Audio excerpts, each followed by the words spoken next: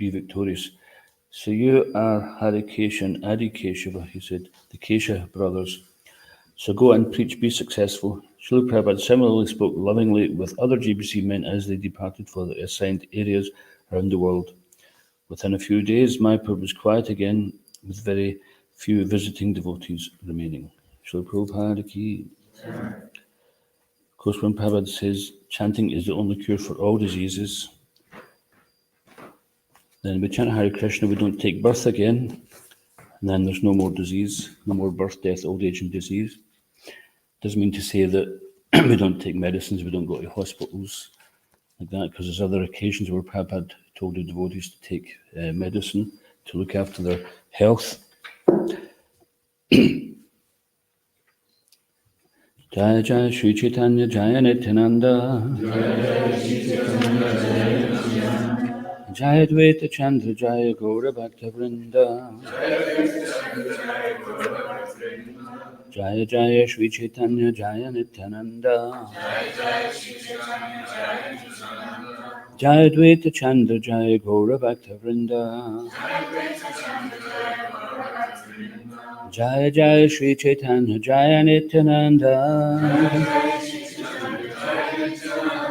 Jaya Dvaita Chandra Jaya Gaura Bhakta Vrinda Hare Krishna Krishna Krishna Hare Hare Hare Rama Rama Rama Hare Hare. So we're reading from Sri Caitanya Charitamrta, Madhya Lila, 17th chapter, entitled The Lord Travels to Vrindavan, starting from 186. I'll just do this myself, and we have a few verses to go through here. Takopatista Shrutayo Vibina Nasavrishir Yasha Matam Nabinam Dharmasya Tattvam Hitam Guhayam Mahajanoyena Gatasa Panta. So it's a very, very famous verse here. Sri Chaitanya Mahaprabhu continued, dry arguments are inconclusive. A great personality whose opinion does not differ from others is not considered a great sage. Similarly, by studying the Vedas, which are variegated, one cannot come to the right path by which religious principles are understood. The solid truth of religious principles is hidden in the heart of an unadulterated, self-realized person. Consequently, as the Shastras confirm, one should accept whatever progressive path the Mahajans advocate. Srila Prabhupada's purport.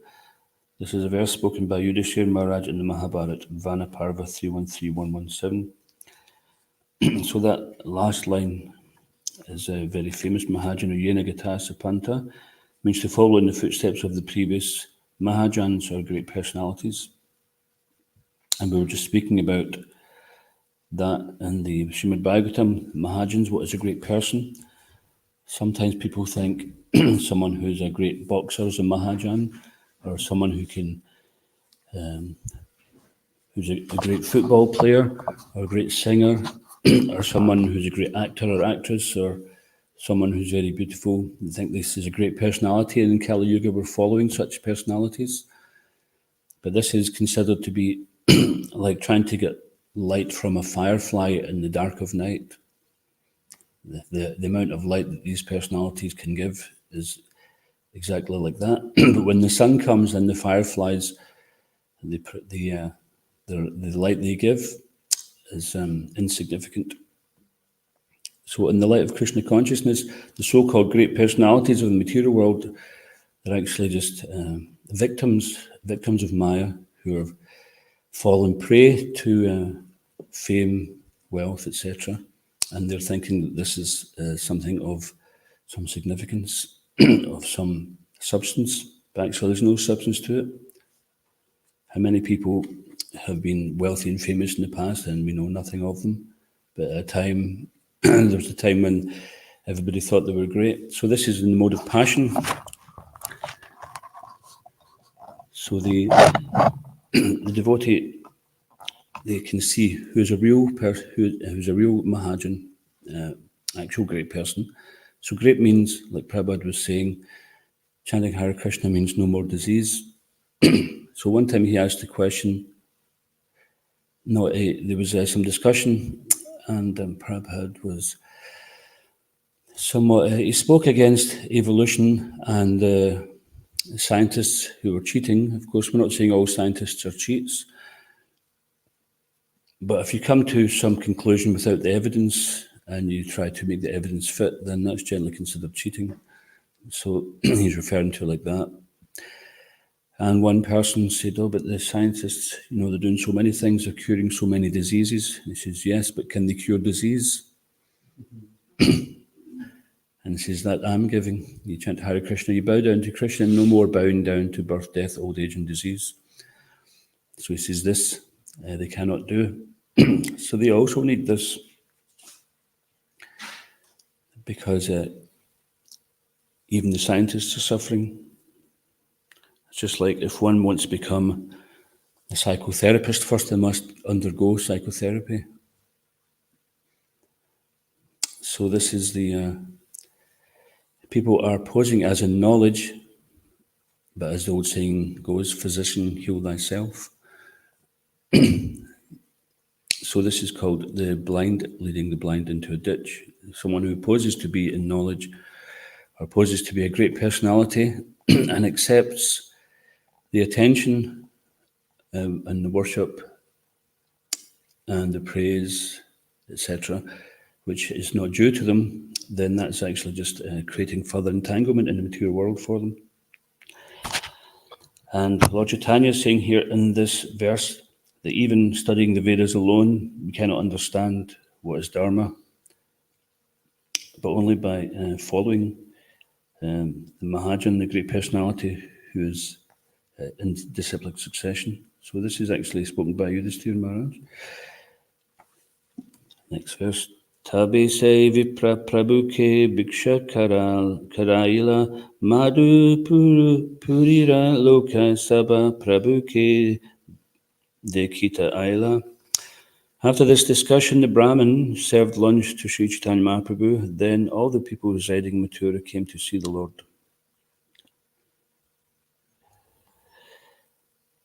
Text 188. Laksha Sankhya Loka Aise Nahika Ganana Bahira Hana Prabhu Dila Darashana. People came by the hundreds of thousands and no one could count them. Therefore, Sri Chaitanya Mahaprabhu came out of the house to give audience to the people. Bahutuli Bale Prabhu Hari Bola Dvani Premi Mata Nachi Loka Kari Hari Dvani. When the people assembled, Sri Chaitanya Mahaprabhu raised his arms and said very loudly, Haribol! The people responded to the Lord and became ecstatic. As if mad, they began to dance and to vibrate the transcendental sound, Hari. Hari. Hari. Yamunara Chabishagate Prabhu Kaila Snana Sai Vipra Prabhu Kede Kaya Tirthastana. Sri Chaitanya Mahaprabhu bathed in the 24 ghats along the banks of the Yamuna, and the Brahmin showed him all the places of pilgrimage. Purport. The 24 ghats bathing places along the Yamuna are Avimukta, Adiruddha, Guya Tirtha, Prayag Tirtha, Kanakala Tirtha, Tinduka, Surya Tirtha, Vataswami, Dhruva Ghat, Rishi Tirtha, Moksha Tirtha, Bodha Tirtha, Gokarna, Krishna Ganga, Vaikunta, Asi Kunda, Chatus Samudrika Kupa, Krura Tirtha, Yogika Viprastan, Kubja Kupa, Ranga Stala, Mancha Stala, Malayuda Stana, and Dasajvameda Ghat. Swayambhu Vishrama Dirga Vishnu Bhutteshwara Mahavidya Gokarnadi Dekila Vistara. Sri Chaitanya Mahaprabhu visited all the holy places on the banks of the Yamuna, including Swayambhu, Vishram Ghat, Dirga Vishnu Bhutteshwara, Mahavidya, and Gokarna. Vanadeki Bhare Yadi Prabhura Manahaila Saita Brahmane Prabhu Sangete Laila. When Sri Chaitanya Mahaprabhu wanted to see the various forests of Vrindavan, he took the Brahmins with him. Madhuvana Tala Kumuda bahula vanagela tatan tahan snana kari prema vista haila. Sri Chaitanya Mahaprabhu visited the different forests including Madhuvan, Talavan, Kumudvan and Bahulavan. Wherever he went, he took his bath with great ecstatic love. Sri Prabhupada's purport. The word Vana means forest. Vrindavan is the name given to the forest where Srimati Vrindadevi, Tulsi Devi, grows profusely.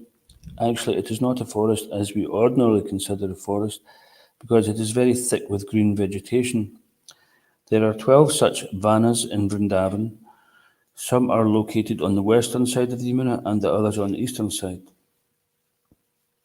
The forests situated on the eastern side are Bhadravan, Bilvavan, Lohavan, Bandiravan and Mahavan. On the western side are Madhuvan, Talavan, Kumudvan, Bahulavan, Kamyavan, Kadiravan and Vrindavan. These are the 12 forests of the Vrindavan area.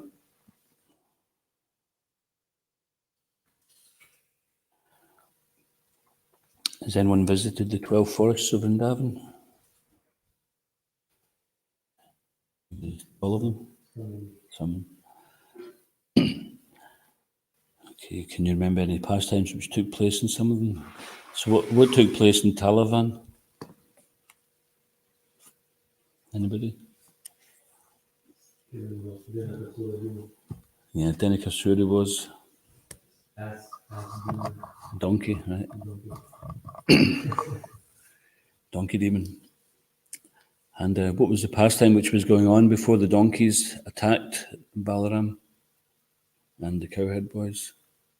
It's very nice. Health fruit there, it was very aromatic. And the cowherd boys was very attracted to that very nice scent, so they wanted to offer this fruit to Krishna Balaram. So they asked him, can we let some demons there, can we go to kill them so that we can enjoy this fruit and offer them to Krishna Balaram? It's true. And so as was quite a regular thing, that because Kamsa had heard an omen that the eighth son of Devaki would be, and Devaki is his sister, right? So the eighth son of Devaki would be the cause of his death. So he was quite a nasty chap, this Kamsa, very cruel. He started killing so many children in order to make sure that this child didn't survive and come and kill him later on. And he did that because Krishna was removed from the prison. Devaki and Vasudeva were imprisoned. And Krishna, when he took his appearance, then he was moved to another place. So there's another ghat here in the Yamuna, which wasn't mentioned. It's where Vasudeva carried Krishna across the Yamuna. Does anyone remember the name of that ghat? Where Krishna ate clay.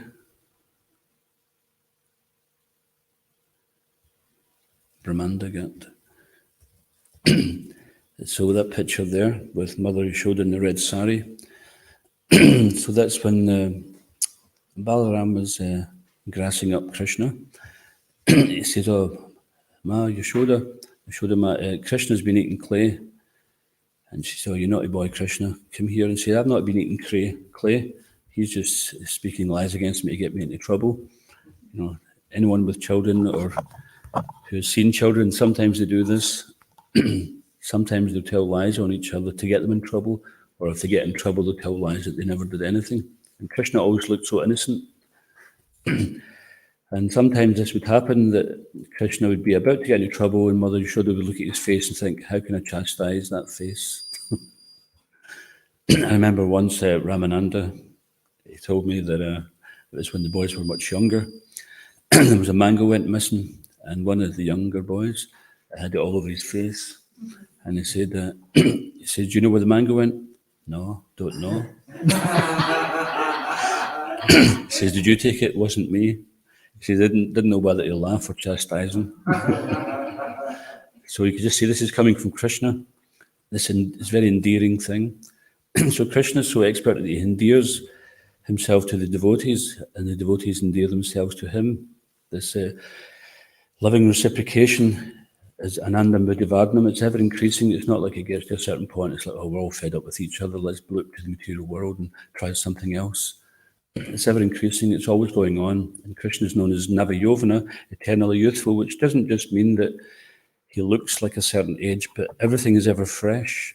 There's no stagnation in the spiritual world. Nobody's bored. Nobody's like fried and missing out on some pastime. It's like, I'm fed up with this Rasa Leela stuff, let's try something else. Or I'm fed up making Krishna's lunchbox for him. It's nothing like that. It's completely ecstatic. It's free from the modes of passion and ignorance. And so Krishna's pastimes are so wonderful. So Krishna said to him, well, if you don't believe me, look in my mouth and you'll see that I haven't eaten clay. So Mother Yashoda looks in his mouth and she sees herself and thinking herself to be Krishna's mother, and she sees the whole cosmic manifestation, and she realizes momentarily that she's eternal spark, part and parcel of the Supreme Lord. But Krishna doesn't like to have his devotees in that mood of awe and reverence. Some devotees may want to be in that mood, and that's okay if they want to be in that way. That's perfectly legitimate.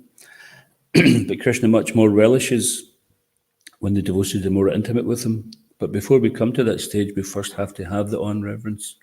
If we just jump to try to be very familiar with Krishna, then we simply make offense. We don't deserve that. It's just like, say you were invited to meet the Queen. It's a mundane example. And then as soon as you went up, you just say, all right, Liz, I heard you like baked beans. You got any? And just say, and you just start speaking very familiar, then you would get chucked out because you get no respect, no regard for the position. And it's not that Krishna is egotistical. It's not like, I'm God and you better behave yourself or else I'll smite you forever. He's not egotistic. That's man's portrayal of God. But actually, Krishna, even as examples you can read in the Nectar of Devotion, where there's Kutila and Jatila are chastising Krishna, and he relishes this more than the prayers from the personified Vedas, which are in full awe and reverence. He relishes being chastised by his devotees, but they have to qualify themselves first. It's not that anyone can just treat someone like that. So they say familiarity breeds contempt. So not that we become familiar, but Krishna will allow us to take steps forward as we prove ourselves. So he in the fourth canto said that Krishna reserves the right to not reveal himself to the casual or inauthentic devotee. So to be authentic, what does that mean? What's an authentic devotee? Anybody? This topic of following Mahajans, Following the footsteps of the great Mahajans, yeah. And anything else? To be fully truthful, not to false front. Actually, be really honest. Present yourself. Yeah, to be honest, truthful, anything else? Follow the regular principles. Anything else? To be an authentic follower, to be an authentic devotee. Follow the orders, obey the orders of the spiritual master. Yeah, these are all correct. So Krishna says, the one who says he is my devotee is not my devotee. He said, oh, but I thought you wanted just to become a devotee. No, it's okay, I'm a devotee. He said, no, but one who says he's a devotee of my devotee, then he's actually my devotee. So this is the test, because we can see by Krishna's pastimes that they're unequaled. Krishna's unconquerable. And he displays his supremacy in so many ways. So we can accept Krishna as the Supreme Personality of Godhead, and that's not so difficult. But then to accept Krishna's words, that then if you want to be my devotee, then you learn how to be my devotee under my devotee. Not that you just like we were reading earlier on, in the previous verse, Lord Caitanya was saying that simply by studying the Vedas, we cannot understand Krishna. That is jnani. We can get a lot of knowledge, but unless that knowledge is put into practice under the direction of a bona fide devotee of Krishna, then we won't really understand. We won't get the fruition of that knowledge. It won't bear fruit. It's called vijnana. So jnana means knowledge, and vijnana means realize. So just like we may have some theory, but unless we put the theory to the test and prove it, then it's simply just a theory. It's just thoughts. And interesting, Gauranga Prabhu yesterday was saying that we have this thank, think, thank sandwich. That in the morning we thank Krishna, and then we do our thinking when we're trying to serve Krishna throughout the day, and in the evening also we thank. So this thanking is chanting the holy names, the prayers of the spiritual master, etc., like that. Every day we're thanking. And this appreciation means that it never becomes hackneyed.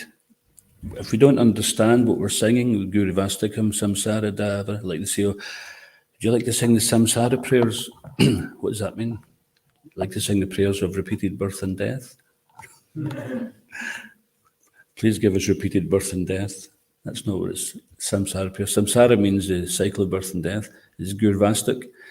We're saying prayers in glorification of the spiritual master by his kindness. Then he's taken the trouble to come and give this message to us so that we can get out of this material world. So when we're chanting these prayers, we should be conscious of what they mean, not that we just learn them, because we may learn them, but we don't know what it means. And that doesn't really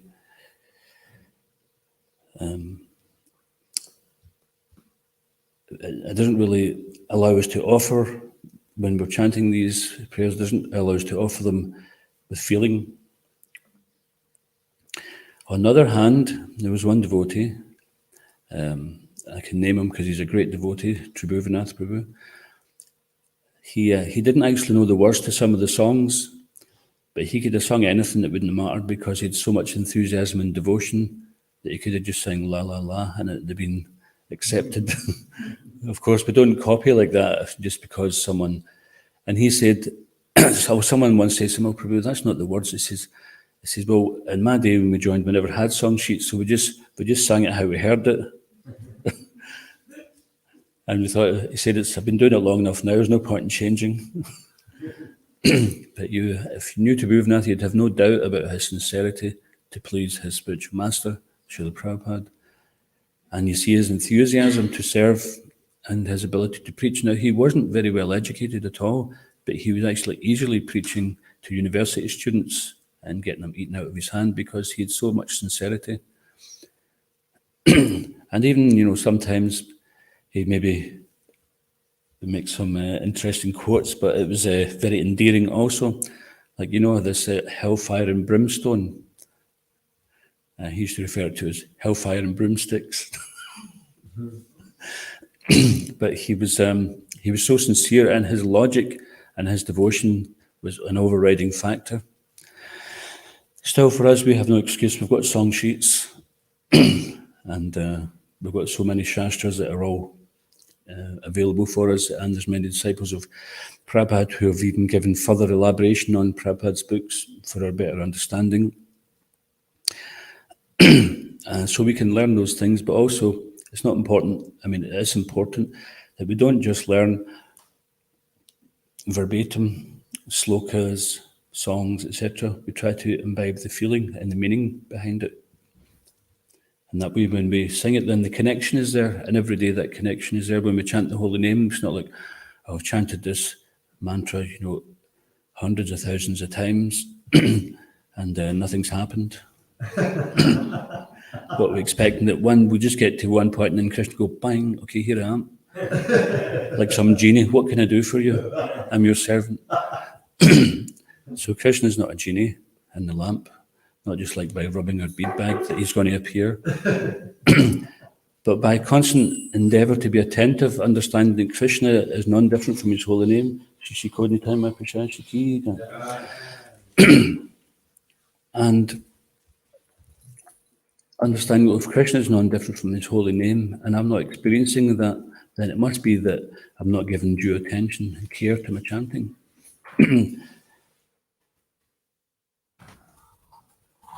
So it's mentioned that we should, when we're chanting the holy name, if one is chanting purely, then tears will be flowing from the eyes like torrents of rain. So if we're not having that, that means that there's some impurity there. So that's the indication. And of course, simply if we happen to be crying for some other reason and we chant at the same time, it's not that, okay, suddenly I've become a pure devotee because tears are flowing from the eyes at the same time that I just stood on attack. So it's, or I got sentimental about something. This is as soon as you start chanting. So here's another nice story for you. Gadadhar Pandit of the Panchatattva. Everybody knows Gadadhar Pandit. So he was, I think it was Lord Caitanya told him to go and observe. So he had some opinion about Pundarik Vidyanidhi. Pundarik Vidyanidhi was a very wealthy person. And he was surrounded by many servants, and he was dressed in the finest of clothes, and he lived in palatial circumstances. And by external appearances, he appeared to be someone completely absorbed in the material world, surrounded by all the trappings of enjoyment.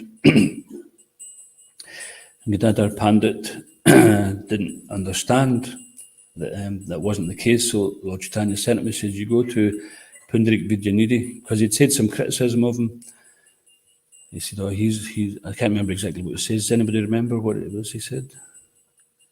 It's actually Mukunda who took Gadadhar to see Pundarik Vidyanidhi. He said, I know it's amazing thing the person would like to take you there and introduce you to him. So then Gadadhar Pandit was really excited that we started there. He saw this amazing picture. And then later on, after he realized that it was the same person, then he was kind of decided to do initiation. Yeah, so what was so he went with Mukunda to see this personality. He wasn't impressed. But then I think it was Lord Chaitanya sent him there and he says, you go and quote these two verses from Srimad Bhagavatam. So basically when you saw that he is looking in the mirror, he's showing the fan, he's so dressed, amazingly, when his mind started to criticize the Mukunda, looked at him, and I think even Gadadhar said, how this can be, a single person. So then Mukunda said, look, and he recited, this verse, how the Putana has delivered, Krishna was delivered Putana, and gave her love of God, and then gave this one total ecstatic, everything on the floor, crying, loving, breaking everything around him, and then they haven't realized that, this is such a great personality of the external looks like a really wealthy. So this is a nice example of how we shouldn't judge a devotee by externals. So by all external appearances, Pundarik Vidyanidhi appeared to be a worldly person. But when that verse was chanted by Mukunda, then Pundarik Vidyanidhi became instantly absorbed in ecstatic rapture. And he was ripping the clothes from his body, he was rolling on the ground in ecstatic love of God. So like that. And Gadadhar realized that he had been wrong in his assumption. And this is a very nice lesson. Sometimes, the devotee and the Lord and his incarnation, etc., they display lessons for us so that we can learn things. It's not that they are in ignorance, but they, just like Arjuna, he's already the Lord's eternal associate. He's not in ignorance, but he accepts this service by the will of the Lord to benefit other people. The Bhagavad Gita is for us. So Gadadhar Pandit then took initiation from Pundarik Vidyanidhi, and in the Guru Ganadesha Tipika it mentions that Gadadhar Pandit is incarnation of Radharani, and Pundarik Vidyanidhi is incarnation of Maharaja Vrishabhanu. So we see that eternal relationship was already there.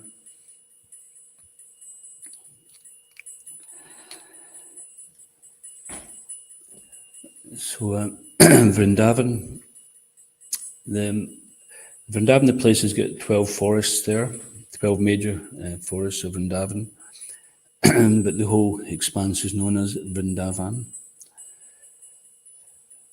So just as in the morning we chant, before we chant, we recite the 10 offences to be avoided in the matter of chanting the holy name of the Lord.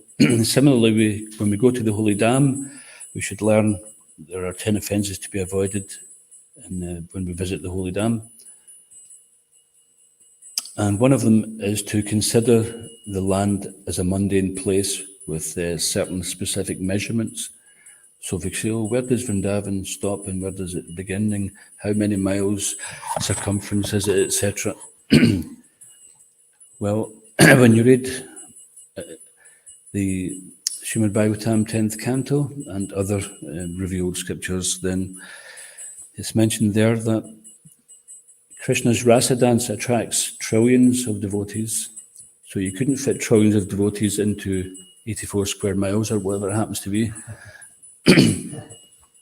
So Vrindavan is but it also mentions that the Vrindavan in the spiritual world and Vrindavan in the material world are the same Vrindavan, but you only see it when the Lord reveals himself. So for those who are authentic devotees, then they go and they see Vrindavan as it is, even though nowadays it's built up and some of the holy places may appear somewhat hidden. But by the mercy of the spiritual master and by becoming an authentic devotee following in his footsteps, following the regulative principles, being honest to the spiritual master and by revealing the mind, by following the footsteps of the great personalities, then Krishna reveals himself. And by Krishna revealing himself, it means he also reveals his holy dham, his place, his eternal abode, his associates, the fact that he's non-different from his holy name. So this is in Kali Yuga. Lord Caitanya is known as the Yuga Avatar, the one who is bringing the Yuga Dharma, or the means of self-realization for this particular age. And also in Kali Yuga it's mentioned that Krishna appears as Nam Avatar. He descends in the form of the holy name for the upliftment of everyone in Kali Yuga. So just to make it very simple for everybody, because in Kali Yuga our memories are short-lived. But we are short-lived and our memories are short as well. And it's easy to pick up bad qualities in Kali Yuga. It's hard to have good qualities in Kali Yuga. And this is also mentioned that Kali Dosha Nidhi Rajan Mahaguna Sahapapma. That even though Kali Yuga, Kali of Dosha, is an ocean of doshas or faults, not an ocean of pancakes. Dosha is another thing. Dosa and dosha. It's not an ocean of pancakes, it's an ocean of faults. Then it's wonderful that simply by chanting the holy names of the Lord, Hare Krishna mantra, that one can be Mukta Sangam Param Vrajet. Vrajet means to go. Mukta Sangam Param goes to the one can be liberated and one can go to the supreme abode, Param Vrajet. So everything else which we're doing is to make our chanting bona fide, to make our chanting authentic. Therefore, these two things, Krishna says that he reserves the right to not reveal himself to a casual or inauthentic. So if we take Krishna casually, then he'll take us casually. So that example was given that when Draupadi was being she was being threatened to be derobed in the assembly. There was a gambling match on, and for some reason Draupadi was used as a bargaining chip, and she was lost to the other side, and they wanted to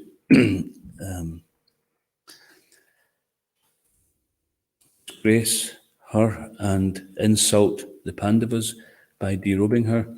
So to begin with, she was fighting against this big warrior, and she was holding on to her sari, and you can imagine, she had no chance, but still she was doing so. And then she called out, Govinda, hey Govinda, and nothing was happening. And then she put one hand up, hey Govinda, and she's holding on to the sari with the other hand, but she had absolutely no chance of saving herself. Only when she gave up both hands and said, hey Govinda, then Krishna says, okay, so now you realise that you can't manage this on your own. Up until then, she was still thinking, I can do this myself.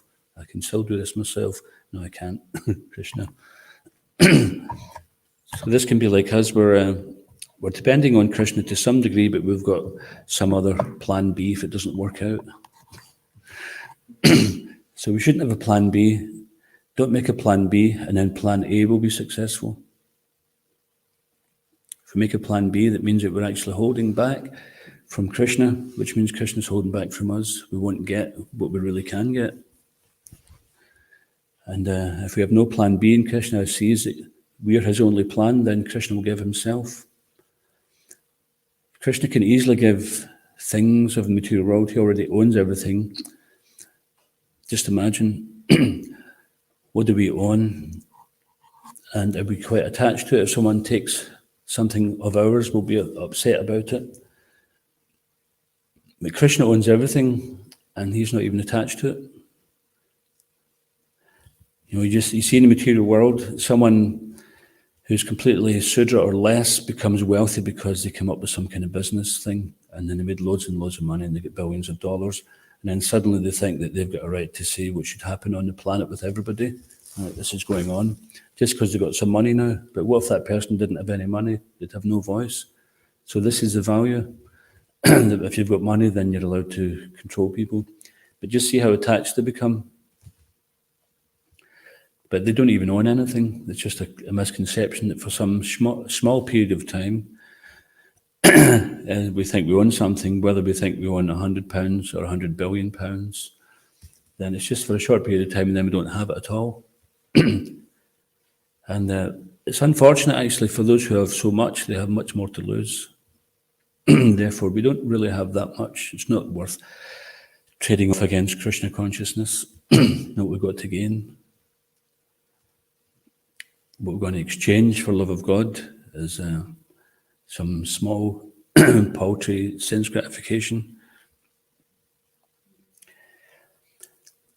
So it's mentioned, I think it's in the Mahabharata or the Srimad Bhagavatam, that whatever one is most attached to, whatever is most dear to one, if one gives it up for Krishna's service, then it qualifies you for eternal life. And this is a principle. So today it might be, I'm really attached to these shoes. So it doesn't mean to say we come and try to stick them in the donation box or something like that. Mm-hmm. But we put them on our feet, and we use our feet for taking us to serve Krishna. This body, we're very attached to this body for some reason. Even though we're not very happy with it a lot of the times, we're still very attached to it, isn't it? Is anybody completely happy? I mean, we may be somewhat able to accept it, but there's some things we'd like to improve about our body, or our mind, or our situation. This is natural in the material world. We're always looking to make some improvement because the soul actually knows perfection deep within. The soul knows what perfection is, and we're not finding it in the material world. So we're always looking for that perfection. And Krishna is that perfection. When we find Krishna, then although we may not have a taste for Krishna consciousness to begin with, the taste will come. We have a taste for material life at the moment, and that is considered to be like a diseased condition. So there's a verse in the Nectar of Instruction which I hope Sri Prabhu will try to kindly explain. Sanskrit and English, please. Jaundice, sugar candy.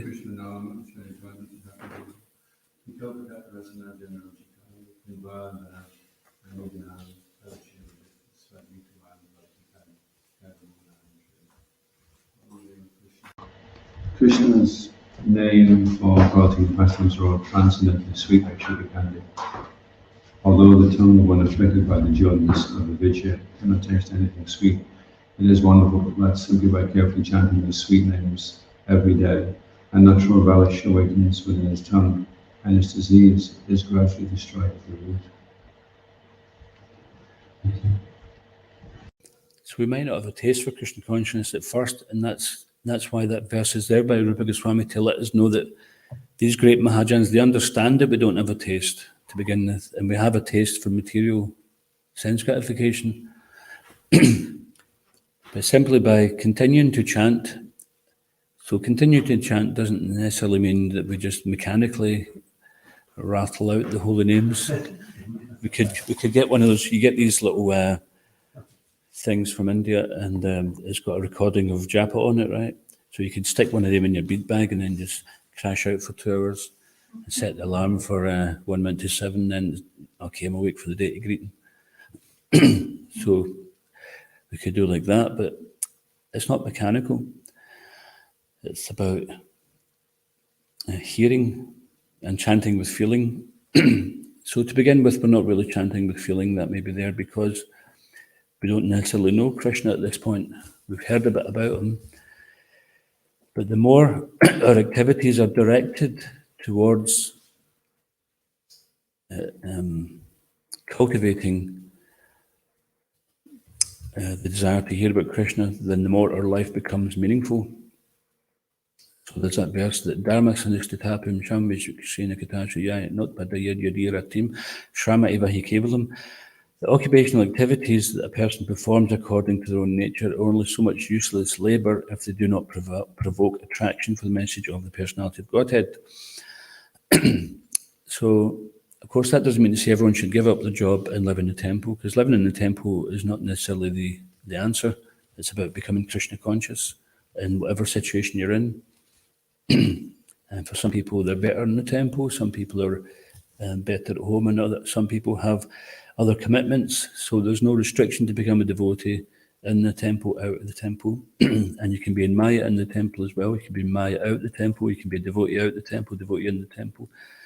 It's not that we just come to Les Mahigo and as soon as you cross over the speed bump at the bottom, there's no Maya exists. Maya's everywhere. You get good and bad everywhere in the world, and amongst the devotees also, they've good practitioners and ones who are still learning. So the fact that we don't necessarily have a taste for Krishna consciousness to begin with is understandable, because we have to perform what's called sadhana bhakti, or regulated devotion service, which means that although we don't have a taste for it, we've understood theoretically that this is what we should do in order to get to that goal. In order to get to London, we have to follow this map. This map is authorized, and everybody's using this map, and so many people have been there and come back and said, yeah, this map got me there. Or some people have been there and they can tell you, yeah, if you get to this point, all these landmarks are there. So this is the spiritual master. He's and the Shastra. The Shastra is the map. The spiritual master is the person who's given the map and who's given direction how to use it, and who can confirm that this is the true way. And we follow with faith. We have to do something with faith. Even someone who believes in no God, they're putting the faith that there's no God. Just like Hoksha and I were discussing yesterday, that some people find it easier to think that everything came from nothing, that everything was just darkness, and then something came from it. Some people find that easier to accept as the cause of everything than to accept that how can something come from nothing? If there's nothing there, there's nothing to cause that, nothing to be anything other than nothing. And then there's a philosophy which says that actually there is only nothing, and this is just a dream. So if it's just a dream and we realize it, then we can just stop it. And then where do we go? And why would a dream come out of nothing as well? What's the cause of that? Ishvara Parama Krishna Satchidananda Vigraha Anadir Adir Govinda Sarva Karana Karanam. So Krishna is known as Govinda, who's the Supreme Controller. He's the origin of all. He has no other origin and is the cause of all causes. So this this is what the devotees understand, that life comes from life. Life doesn't come from void. It doesn't come from dull matter. And there is a cause of all the causes, and that cause of all causes is Govindam, Adipurusham, the original person. So because this is mentioned later on in Caritamrta, that because we think in terms of today, yesterday, tomorrow, we lose our sense of eternality, and therefore we think something must have a beginning, it must have an end. But actually, there is only the now, there is only eternality, and we lose that because we think in mundane terms.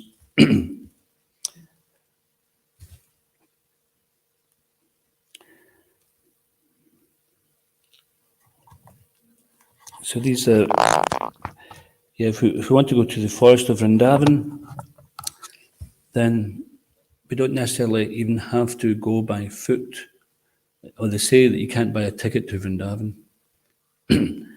So therefore the ticket to Vrindavan, not just even in the land of India, Bharatvarsh, but actually to the holy land of Vrindavan, to the actual realm of Vrindavan, is through sincere service, rendering service to the spiritual master, by attentive chanting, and by cultivating good relationships with devotees, and practicing a lifestyle which in the beginning seems quite mechanical. It may seem a bit difficult. It might even taste a bit poisonous at times. But according to the jaundiced patient, the cure for that is to take sugar candy, and when it starts to taste sweet again, it tastes very bitter to begin with to the jaundiced patient, but when it tastes sweet, then he knows he's cured. So this is, sometimes we're like that. We're doing service, we're chanting, we're associated with devotees, and sometimes it's great, other times it's a bit of a struggle. But if we just keep on doing it, then it will come to the point where it is free from any type of jaundiced experience. And we can see that because we see other devotees who are more advanced than ourselves, who are experiencing something higher, or who have some commitment which we aim for. So just like one time, it was at Bhaktivedanta Manor, and Satyananda Maharaj had just finished a couple of hours kirtan, and just in a few moments association with him, you could tell that this person is not faking it.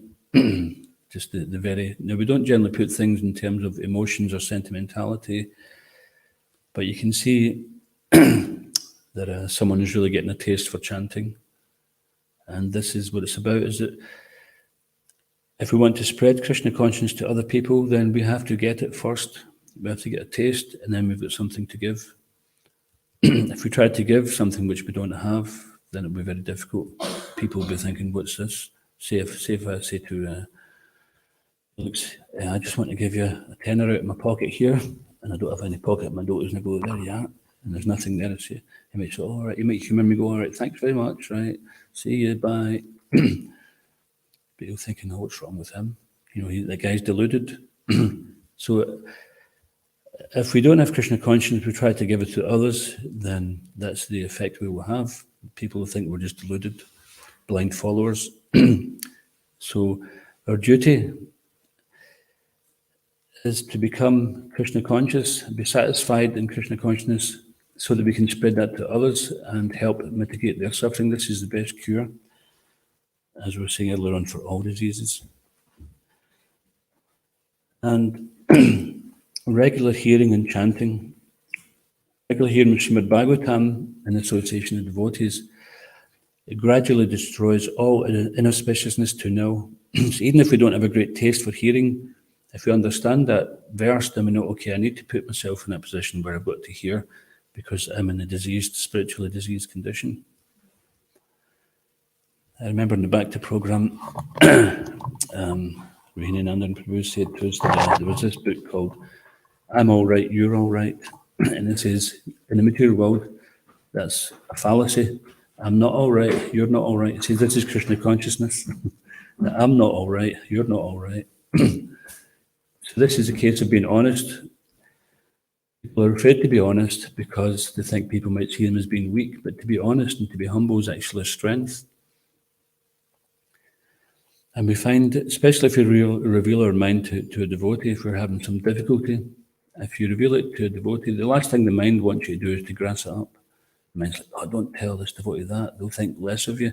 Actually, the opposite is true. The devotee will think more of you. And then Krishna also will come and help you. If we have some difficulty and we feel ashamed or we feel awkward or whatever, then by revealing our mind, then the mind has got nowhere to hide. The mind is trying to trap us and keep us attached, afraid to let go of whatever we have connected to the material world. But when we let go of that, that qualifies us for Krishna's service. And this is a principle we can keep on applying. So giving up something for Krishna's service doesn't mean to say we actually give it up. So just like when I joined the temple, I had a car. It's not that I gave it up and then joined on foot. I brought it with me and we used it in Krishna's service. I brought some tools with me and I used them in Krishna's service. So giving it up means we give up the false sense of ownership that this is mine, because it's not mine. We just think it's ours, just like a child. Right from word go, we didn't even need to be taught. You know, that you get some things, as soon as it comes into your possession, it's mine. Like we have some pet rabbits at home and they touch things with their chin, and if they touch his couch, that means it's his. And so everything is theirs, and we're just like the guests. We're having to pay rent by feeding them every day. So we're like that. We just touch something, that's mine. If we see it being unattended by somebody, then that must be mine. Just like in no, I won't give that example.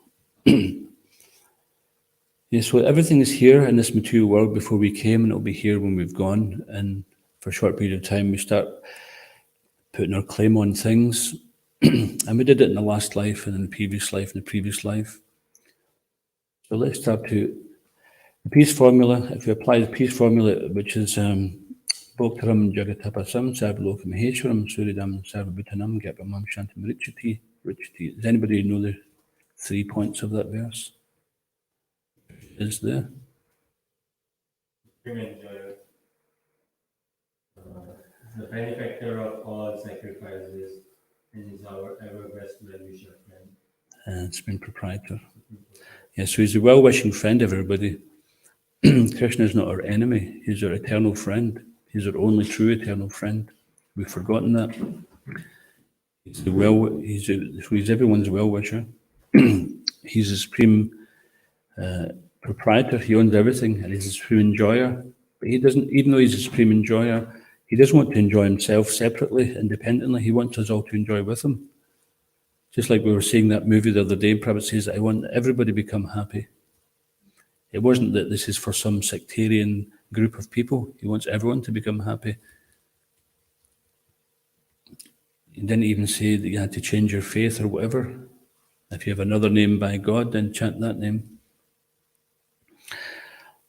So this is following footsteps of Srila Prabhupada. This should be our goal also to if we don't feel compassion for fallen souls, then it means we're too preoccupied with our own circumstances, and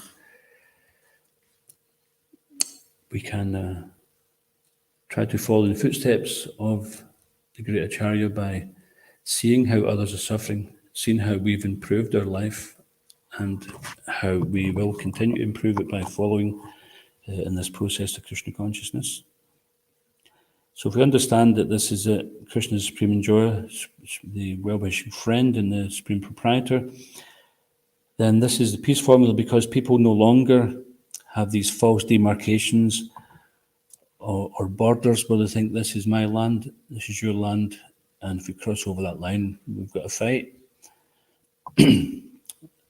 And of course, this is clarified by Prabhupada as well. He says it's not that, it's clarified in the Ishopanishad where it says that everybody, according to the karma, has their lot for this life.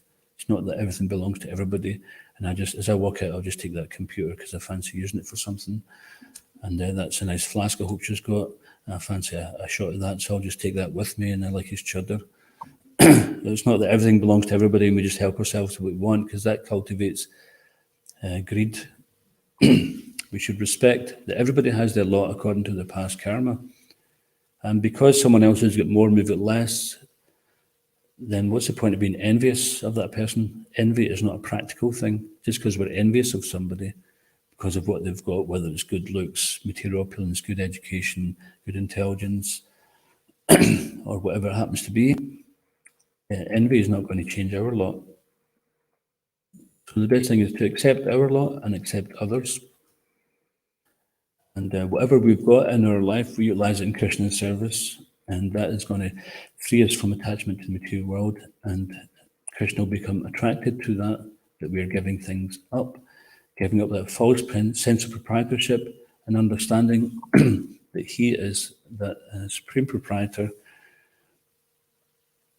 So in this way, we become authentic worshippers of Krishna and not casual. Not casual means that we are attentive to our chanting, we're attentive to our service, our association, and into some questions or comments. Sometimes we may confuse being casual and being in the mode of goodness. So we let them continue like that, or how do we break it to them gently if we do? Sometimes you can't break it gently. Sometimes you have to break it to them. But this is a common problem for those who are in that situation. They mistake the mode of ignorance to be the mode of goodness. Like say a devotee, even Srila Prabhupada's spiritual master, Bhaktivedanta Saraswati, said that if I could even rise one of my disciples to the mode of passion, I'd consider a mission of success. Because many of them were just hanging about the temple, having prasadam, just chanting for themselves, not really doing anything, not pushing the movement. So in this way, he was considering it the mode of ignorance. Although they were chanting 64 rounds a day, he was saying this is just mode of ignorance.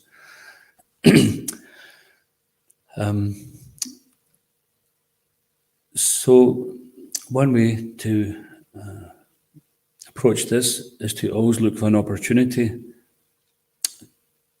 Srila Bhaktivinoda Thakur said that before he chastises someone or corrects them or gives them guidance, he would think long and hard about it to make sure that he was doing it with the best motive and make sure it was at the right time. And what's the other thing? Isn't there three things when you're going to instruct someone? Prabhupada Swami gave 3 points when there may be some other schools of thought as well. He said this first one is you decide that you are the right person. Mm-hmm. Because maybe somebody else doing that job. Second one is it is the right time. Sometimes the time is not right to do it, and then the third one is right motivation. So are we the right person? Is it the right time? And is our motivation correct? So if we think perhaps my relationship's not good enough with this person to get this message over, perhaps someone else would be better, then we go and approach that other person and say, could you try to have a word with this one? And we might even find out, oh, there's nothing wrong with him, it's you. You're just being intolerant. You're coming cliping on the person, but that person's all right. I know they're not like that. It's just the way you're seeing it. It might be that. So we have to be as willing to receive as willing to give. And this also is a testament to our intention. If our intention is to help somebody and then someone says, actually, it's not him, it's you. And you say, oh, well, that clears that up. Or it's like, what do you mean? And then you get 2 enemies instead of 1. So it could be that it could be that nobody's the right person because everybody's tried to say something and the person doesn't listen no matter who it is. And that's a very dangerous position for a devotee to be in, that if nobody wants to say anything to the person. And sometimes the spiritual master will be the one who will say it, but even at that, the spiritual master is very careful because he doesn't want the disciple to commit guru avagya or to disobey the order of the spiritual master. So sometimes the spiritual master will not give the order that the disciple may not follow. But other times, it might be a case of if we don't say something, this person is going to ruin themselves. They're like demolishing their own devotional service. So out of compassion, compassion doesn't mean to say we go up all smooching, oh my dear Prabhu, rubbing the back, and there's a sweet bow, and I would like to say something very nicely to you. So it could be like that, or it could be, stop that, you're nonsense.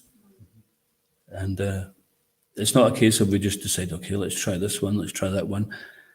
It's not like a mechanical thing. We have to be really concerned about the person and have some feeling for the person's well-being. And if we have that, even if it comes across not so good, and then if our intention is good, the intention must be good. And consider if we're the right person, do we have enough good relationship with the person to say something? I remember once Sumara Govinda Prabhu said to me, he wanted to say something, and he said it so nicely. He says, oh, Prabhu, please don't, what it says, please don't be disturbed, or please don't take offense, but I need to speak my mind. And then he told me something, and I accepted it.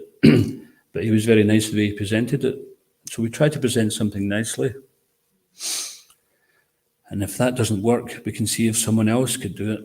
If that doesn't work, then we just have to say it very straightforwardly and say, look, if you don't do this, the consequences are you're going down the wrong path. This is what's going to happen. And if you don't believe me, ask everybody else. So it's better from our point of view that it doesn't come to that. We should also be willing that if someone says something to me, let me take it on board, because it's just like previously when we always do Sankirtan, and I was a driver, I was notorious for falling asleep at the wheel because we're just so dog tired the whole time. Sometimes we wouldn't even get out of Les Mahego, but I'd start. I remember we got to the Thames garage and I was like this, and I remember Vrinda at the back watching me like a hawk in the mirror, and she's like, oh, not again, not already. So that day, actually, I just turned the car around. I thought, I'm not going through this trauma again. But so many times the devotees would be like prodding me or water pistol, or they shout, Caitanya! Or they do something to disturb you, so it would wake up your mind, and then your mind would get disturbed, and then say, oh, you don't have to wake me up like that, and say, well, at least you're awake. And this is sometimes the case, is that someone who thinks they're in the mode of goodness, I might have been thinking, nice bazaar, the dates look nice today, falling asleep. And then risking the devotees' lives.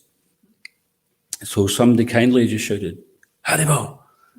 Or we used to get water pistol, and it was really, if somebody got you in the ear, it was like too much.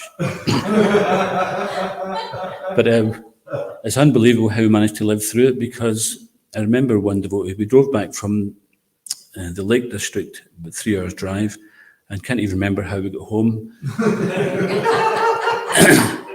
And it's a fact, I even remember getting to the roundabout at Crunaboven and just driving around thinking, where are we? And I seen the signs for Les Mahego, and I was thinking, I'm not getting off here because I don't know where we are. I can see signs for Les Mahego, so I went round a few times until it kind of dawned on me where we were, because I thought, I'm so tired that if I take the wrong exit and end up in the motorway going down the wrong way again, then I don't want to take that chance. Anyway, many interesting stories in those days. But the fact is that the devotee may have disturbed me, but he saved me from making a grave mistake of crashing and killing the devotees. This has happened. Devotees have died in car crashes. Krishna will protect us, but not if we fall asleep. So similarly, someone may be in ignorance, thinking that they're okay, that they're doing all right, and then we may actually have to disturb them. It may be part and parcel of them, at least they're awake now. So usually if someone's in the mode of ignorance and they get disturbed, first thing is they go into the mode of passion, they get angry. What do you mean? I'm sleeping in my japa. There was one devotee who was famous for sleeping in japa, and even the devotees took a film. They took a video of the person and showed them it, and still the person denied it. I was just thinking. Do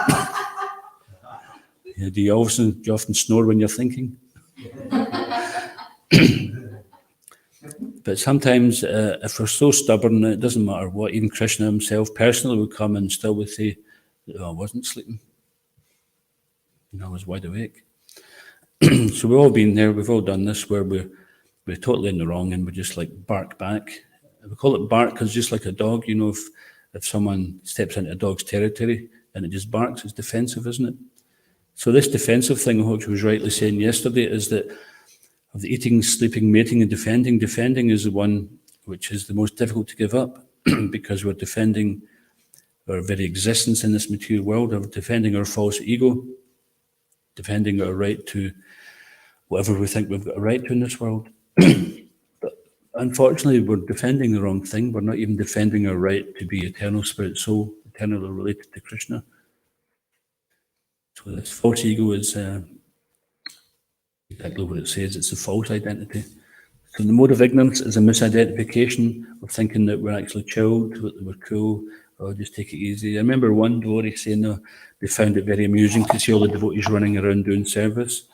And I found it a bit insulting because I thought, well, what are you doing? Just sitting there doing nothing all day, and you think it's funny. Why don't you do something? Or they run about in the mode of passion. I said, well, at least they've got to the mode of passion. You think you're in a mode of goodness, but you're actually in mode of ignorance, because mode of ignorance means don't think, don't do anything. Mode of passion means we act without thinking. Sometimes we do that, we just run about doing something and realise, oh no, I just did the opposite of what I should have done. But at least we try to do something. And mode of goodness means first think and then act. So I'll just finish with one short story. Some disciples of Srila Prabhupada went to Japan, and they tried to spread Krishna consciousness there. It was very difficult. The authorities weren't very inviting to them. Eventually, they got kicked out of the country. And one Indian man who was, I can't remember who it was, but he was enjoying criticising that it was in the newspapers that Prabhupada's disciples get kicked out of Japan, and he said this to Prabhupada, oh, I hear your disciples got kicked out of Japan. He said, at least they got kicked out. What have you done? So Prabhupada was very defensive and protective of his disciples, of the devotees. And Krishna's like that too. Even if the devotee tries to do something and materially they may fail, and Krishna will say, well, at least you tried to do something. So let's try to do something for Krishna every day. And the least we can do is try to be attentive and chanting our japa and offer our food to Krishna to immunize ourselves against the effects of karma and familiarize ourselves with Krishna's pastimes and the philosophy of Krishna consciousness.